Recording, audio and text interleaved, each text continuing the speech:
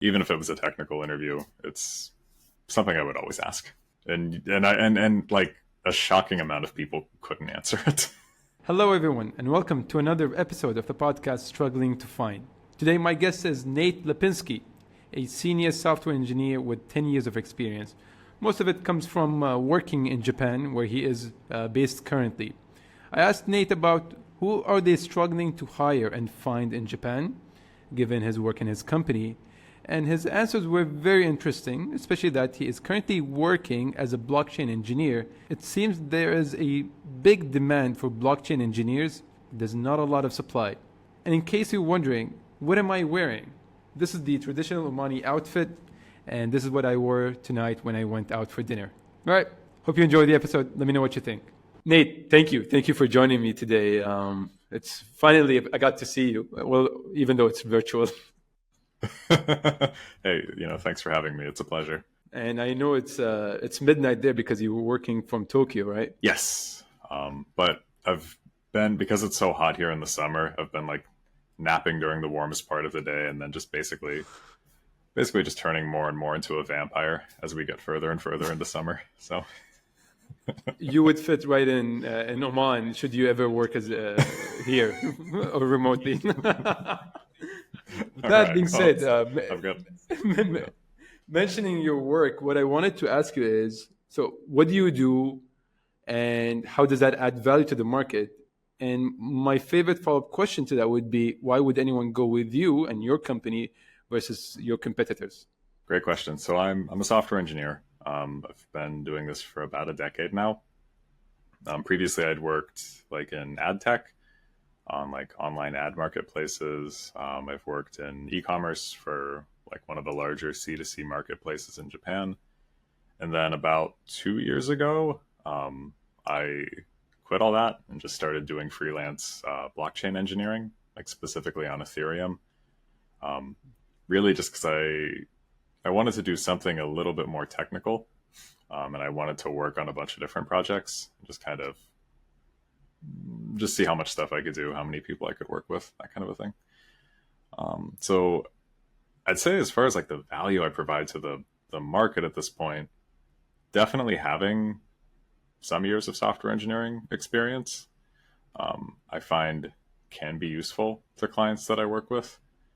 Not just in terms of like technical skills, but also just in terms of like managing risk in software projects, like knowing what to build, what not to build, the order in which to build things. It sounds like kind of boring, but when you're working with people who have limited runway or maybe don't know exactly what they want to build yet, it's very important to have those conversations.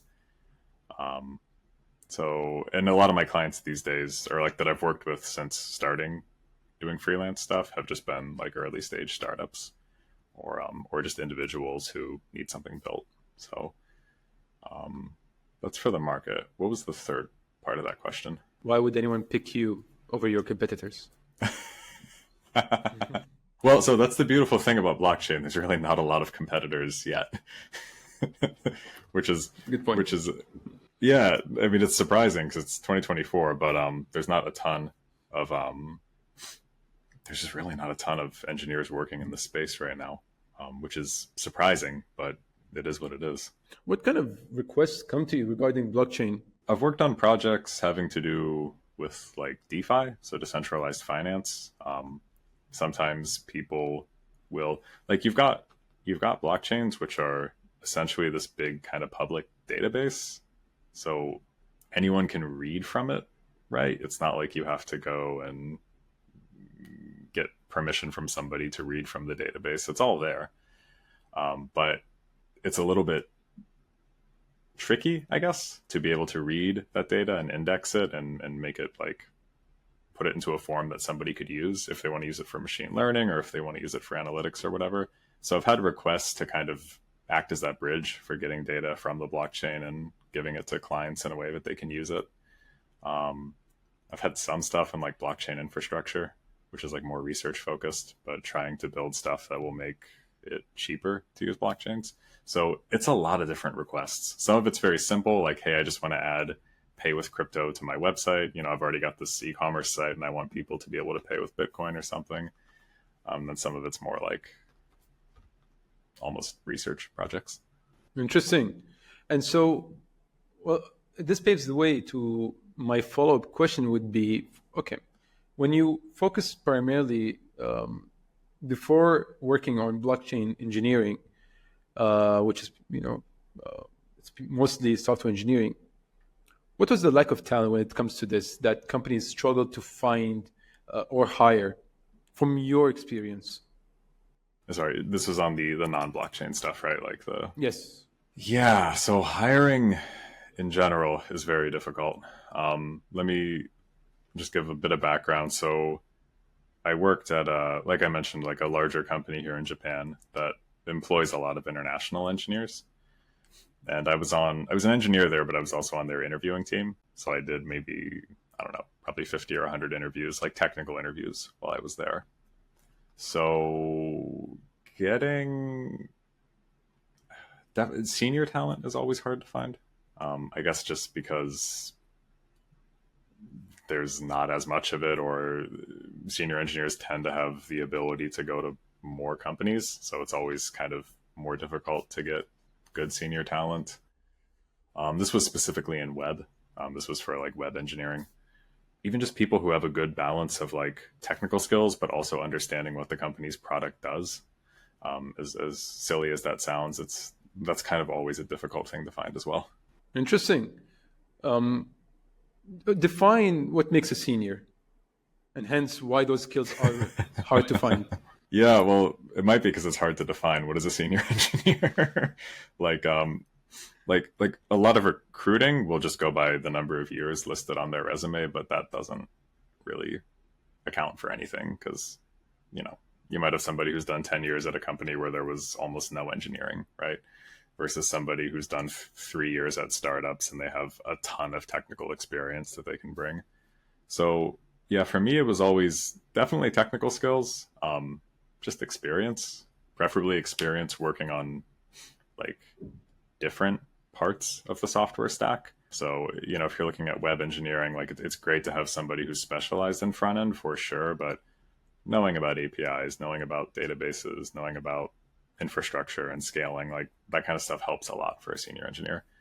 The ability to help other engineers grow is a big one because a lot of times seniors are expected to do, um, mentoring for new engineers or new hires, or if there's less experienced engineers on the team to like make sure that they can be effective as well. So there's kind of a lot that goes into it. I'd say the common factor there is just somebody with a lot of experience, but like applied experience. And when it comes to product understanding, how do you identify that? It kind of depends on the project, I guess. So for that particular company, they were a big company. They had a lot of information on their website. So I would usually just ask candidates like one or two questions about what the company does or how it makes money. Even if it was a technical interview, it's something I would always ask. And like a shocking amount of people couldn't answer it. How come? My guess is they just hadn't really done any research on the company, which is kind of what the question was there for in the first place. Like in that specific case, when recruiters would send out information to candidates, even technical candidates, they would say like, here's some info on the company, please review this before your interview. So it wasn't, I felt fair asking it because it's like they had been given a heads up that this was coming, even though it's, ostensibly a technical interview. But it is kind of important too. Yeah. And they cannot even answer that. So I'm assuming it reflects on their lack of preparation, maybe, or to show interest in the company. Again, that's my point of view. I don't know. You've done 100 interviews. That's why I would ask that question. Really, was like because you'll get candidates sometimes they have really strong technical skills. They can ace the coding interview. That's fine.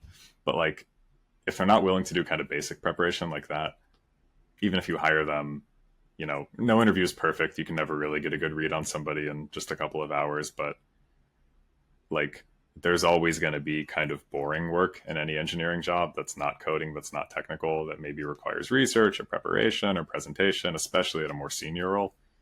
So that's why I kind of would always include that question. Kind of the follow-up to that was just always asking a candidate if they had any questions prepared. So you'd be surprised again, like how many candidates you get to the last 10 minutes and it's like, okay, yeah, what questions do you have? Just nothing prepared. So I guess the takeaway here is like, please be prepared for your interviews. And wow, that's a simple thing. And again, going back to your question, finding senior engineers is harder than what people think of initially. Again, you have your technical side, and then you have your non-technical side. And I'm assuming, and let me know if this was the case with you, even if you do find somebody who answers your questions about whether they understand the company and the product that they're selling, I'm assuming the question is there also, aside from assessing their preparation, to assess their strategic thinking. Now, is that something you expect from your senior engineers? It's great if they can demonstrate it. And I will say it's maybe a little bit different at a larger company like that. Whereas at a startup, that strategic thinking is probably going to be like much more critical because there's only a handful of engineers on the team. So in those cases, I'd be looking for it more. Whereas at a larger company, if they have strategic thinking, that's wonderful. It's a plus. But even if they can just answer some basic questions and say, yes, we've done our preparation, that's enough to get like a check mark, so to speak. But strategic thinking is always a plus. And do you think that companies currently will still struggle in finding senior engineers given the landscape of the market? Well, again, I can only speak specifically for Japan, and I did leave that space a couple of years ago, so there is a bit of a lag with kind of when I was interviewing people for larger companies.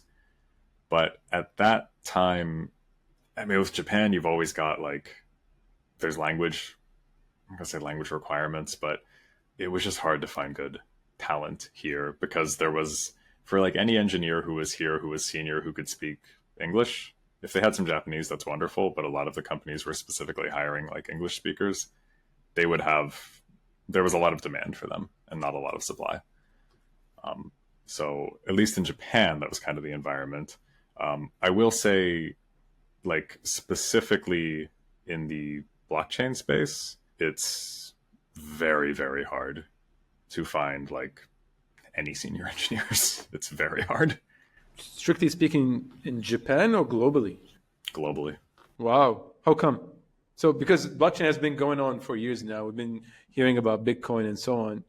I would assume some talent would jump on this boat or this ship. There is definitely some talent, but I don't have a strong sense exactly why there's not a lot. I think part of it, my hunch, is that blockchain still has a pretty bad reputation. When it's in the news, it's never, I mean, I guess it's getting a little bit better these days, but it has a PR problem, like, let's be honest.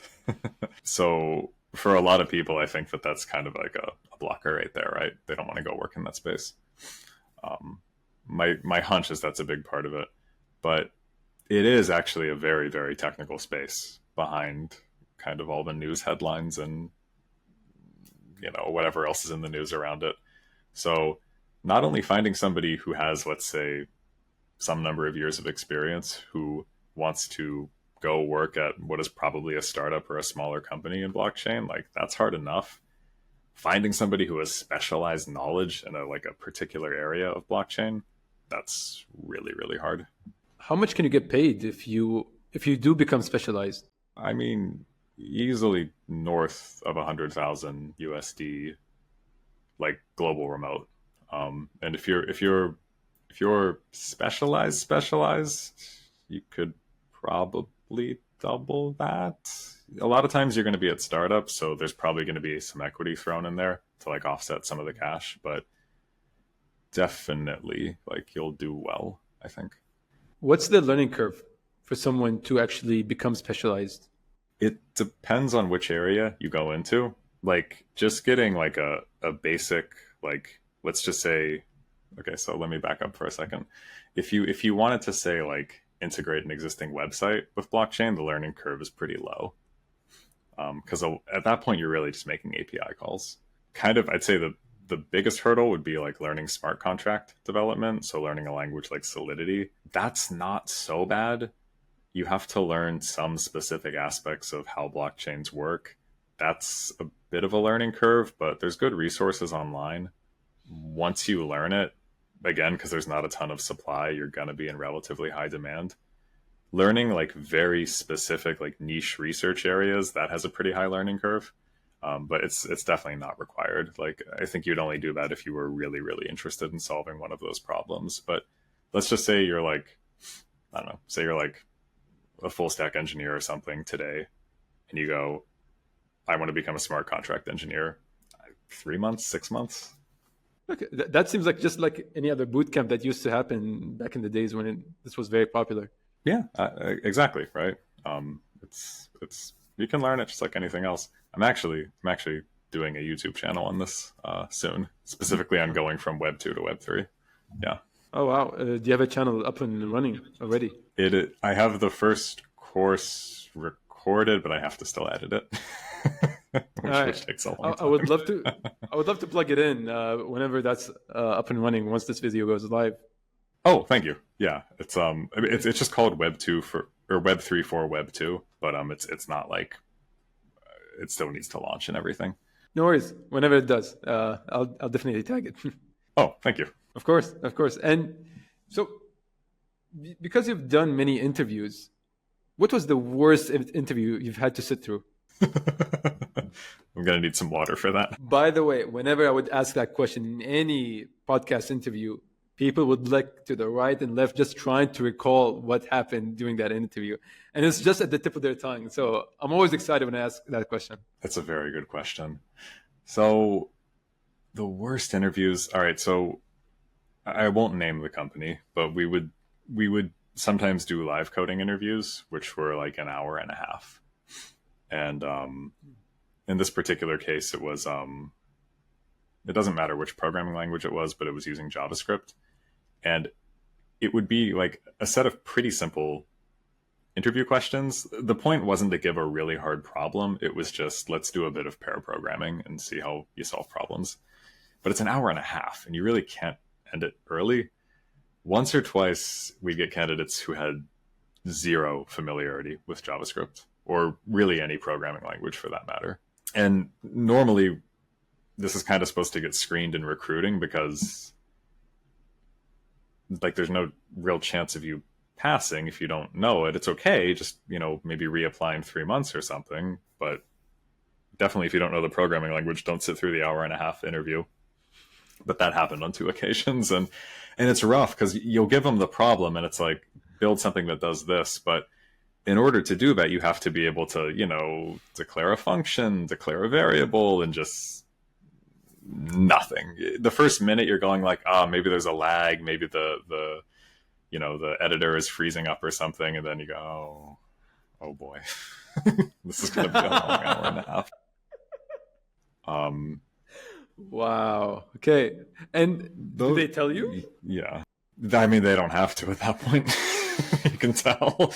But no. And which I was kind of like, I was kind of surprised and almost like admiring the fact that the candidate just stuck through for a full hour. You would have thought after 20 minutes they would have went,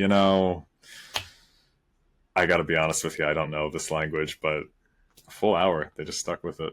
We'd also get candidates who were cheating sometimes, and that was a little bit uncomfortable. I'm sure. How do you address that? It's difficult, right? Because if you don't know for sure, it's very, very difficult to justify penalizing somebody for that if you don't know for sure, right? Sometimes we would have like candidates who were like not sharing their entire screen or something, and it was very likely, okay, maybe they even have somebody else on the call or like on a separate call with them, or or they have a chat window or something. A lot of those coding problems were open book, so it was like you could access any website you wanted, but there were 1 or 2 instances where like pretty sure they're just forwarding these questions to somebody else. But to answer your question about how do you address it, normally it would just be like, can you please share your full screen as opposed to just a tab? But beyond that, if you don't know for sure, you can't really, penalize somebody. Yeah. Wow. Really interesting scenarios there, especially those who are sitting through the whole interview, clearly not knowing the programming language. And then the thing is, you have to write feedback too. Yeah, so sorry, go What would you write there? Admirable for being, for going through it. ahead. Candidate is persistent. Usually, it would just be like, maybe tell them to brush up a little bit more on the language and reapply in, 6 months or whatever. You're being very tactful, which is good. Well, I mean, you have to be in that case, right? Because you are ultimately like representing the company. Um, it was only if we would get somebody who was like very arrogant, which you would get every now and then with people applying for senior positions. Those were the only ones where it was like kind of difficult to stay tactful. But you do what you have to do. And let's flip the question and ask you about the best interview you've actually had to sit through as well. I can think of one immediately that comes to mind because I ended up working with the person afterwards. But this candidate was applying essentially for a senior engineering position. Really, first of all, they had a good resume. So it was easy to kind of look at their resume and ask them some questions off of it. Because sometimes we would do a live coding problem, but for the other rounds, a lot of times it was just doing like a technical dive on the candidate's resume. So this candidate in particular, good resume, like good description of what they did and what they accomplished. And any question I would ask them, like even if they had a different approach, like say it was a technical question, like I don't know, why did you use REST instead of GraphQL for your API? Whatever, right? It doesn't matter. Like they'd give a good answer. They'd justify, they like explain their thinking, like why they did it, what the trade-offs were, maybe what they would have changed. And they use that for every single answer. So it's like, you could understand, you could have a conversation with the person. I could learn from them. We could have a nice back and forth. It just felt like two engineers discussing a problem, and they gave good reasons for why they chose what they chose. And the best thing is if they didn't know something, they would just say, I don't know, which is like one of the, not enough people do that in interviews because it's a scary thing to say. Somebody asks you an interview question, I don't know, but it's so much better than trying to make up something on the spot, And sit through the whole hour. Yeah, or I mean, sometimes you'll ask a question, if the candidate doesn't know, they'll say something that's like technically incorrect, Trying to take a shot at the question randomly, maybe? Yeah, which is fine if you preface it by saying, I'm not sure, but I think it works this way. Like, that's fine. But if you kind of matter-of-factly say, oh, it's this and it's wrong, it's like, well. Yeah.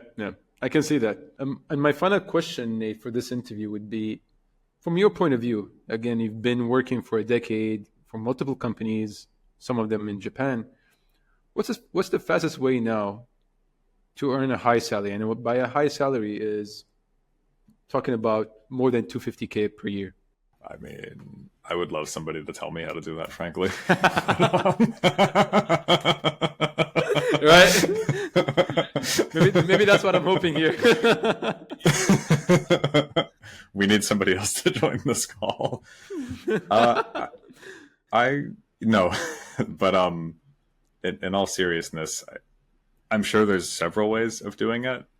At least when I was in the States, what I would see people doing is, like, rather than staying at one company and hoping for a raise, just switching jobs to another company and like essentially locking in a higher salary, just by like joining a different company. I've definitely, both in Japan and in America, seen people stay with one company for a long time, wait to get a raise, and then never get a raise. So that's probably not the best way to do it.